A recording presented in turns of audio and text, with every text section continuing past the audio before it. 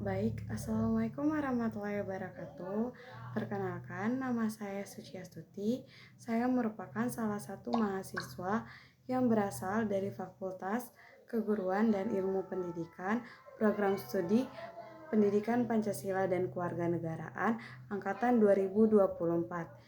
Di sini saya akan menjelaskan terkait isi materi atau pembahasan yang telah diterangkan oleh Bapak Dr. Hasdin SPD MPD pada mata kuliah Hukum Pidana. Untuk mempersingkat waktu, saya akan masuk kepada materi. Yang pertama itu ada penghapusan hak tuntutan pidana. Nah, adapun penghapusan hak tuntutan pidana ini terbagi menjadi dua. Yang pertama itu ada abolisi.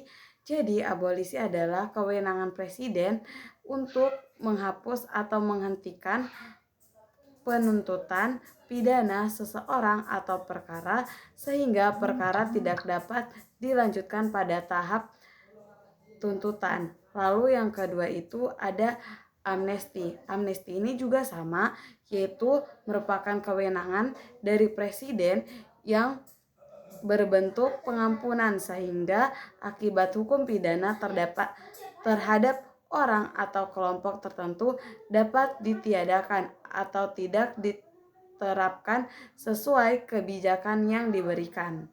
Lalu kita masuk kepada materi selanjutnya itu yaitu penghapusan hak eksekusi. Jadi penghapusan hak eksekusi ini dapat dilakukan oleh jaksa, di mana ada beberapa hal yang menjadi syarat sehingga jaksa tidak dapat mengeksekusi terpidana.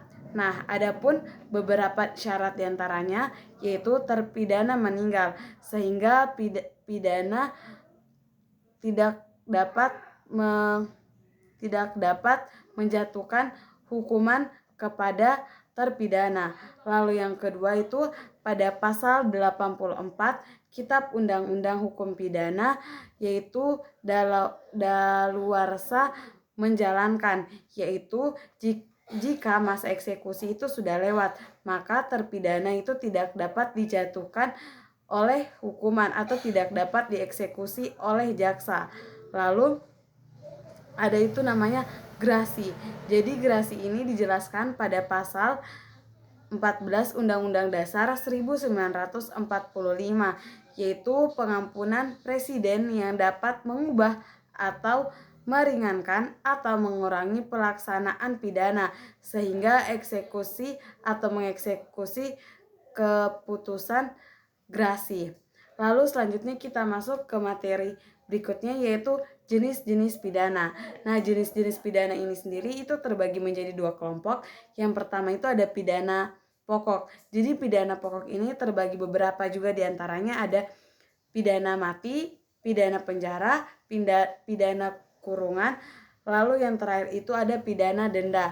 Adapun pidana tambahan itu merupakan pengumuman keputusan oleh hakim. Lalu selanjutnya kita masuk ke materi berikutnya yaitu pengurangan penambahan hukuman. Jadi pengurangan hukuman itu terbagi juga menjadi beberapa. Yang pertama itu belum cukup umur. Jadi setiap orang yang belum cukup umur atau masih di bawah usia itu tidak dapat terpidana. Itu dijelaskan pada pasal 45 hingga 48 Kitab Undang-Undang Hukum Pidana. Pelaku anak dapat diperlakukan khusus dan pidana bisa diringankan. Jadi maksudnya ini adalah terpidana itu jika di bawah umur, maka lapas yang diberikan itu tidak bersamaan dengan lapas orang dewasa. Jadi dia mempunyai lapas tersendiri yang tidak boleh digabungkan dengan orang dewasa. Lalu kita masuk ke berikutnya itu adalah percobaan. Jadi kalau pada percobaan ini tuh dijelaskan pada pasal 53 ayat 1 Kitab Undang-Undang Hukum Pidana. Kejahatan belum selesai karena faktor di luar kehendak pelaku, pidana lebih ringan daripada delik jika sudah selesai. Jadi jika semisalnya hukuman terpidana ini dijatuhkan hukuman seumur hidup jika itu konsepnya terpidana itu tidak menyelesaikan percobaan kejahatan ini, maka terpidana itu hanya maksimal dapat dipenjara selama 15 tahun. Maksimal 15 tahun. Jadi bisa di bawah 15 tahun. Terus selanjutnya itu ada pembantuan. Itu pada pasal 57 ayat 1 Kitab Undang-Undang Hukum Pidana, peran hanya membantu, bukan pelaku utama. Itu pidananya juga sama, lebih ringan. Jadi ketika seseorang yang membantu, misalkan pada saat percobaan pembunuhan, salah seorang ini membantu dengan meminjamkan motor atau benda yang digunakan untuk melakukan percobaan pembunuhan, maka orang yang meminjamkan ini itu juga termasuk orang yang membantu dan juga dapat dihukum. Namun hukuman terpidana ini hanya bisa sepertiga atau dikurangi. Lalu selanjutnya itu kita masuk ke penambahan hukuman. Jadi penambahan hukuman ini juga terbagi menjadi dua yang sudah dijelaskan oleh Pak Hasdin sendiri, yaitu pertama konkursus atau perbarengan. Itu dijelaskan pada pasal 65 hingga 66 Kitab Undang-Undang Hukum Pidana, melakukan beberapa tindakan pidana. Jadi tindakan pidana yang dilakukan itu berlapis, bukan hanya satu, maka terpidana itu akan dijatuhkan pidana yang jauh lebih berat.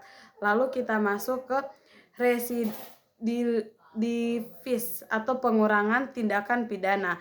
Pelaku mengulangi kejahatan pidana diperberat. Jadi misalkan sebelumnya pelaku sudah pernah dijerat dengan hukuman yang sama, biasanya ini dilakukan oleh orang-orang yang pengedar narkoba, maka hukuman yang dijatuhkan jika mengulangi perbuatan yang sama akan jauh lebih berat dari sebelumnya.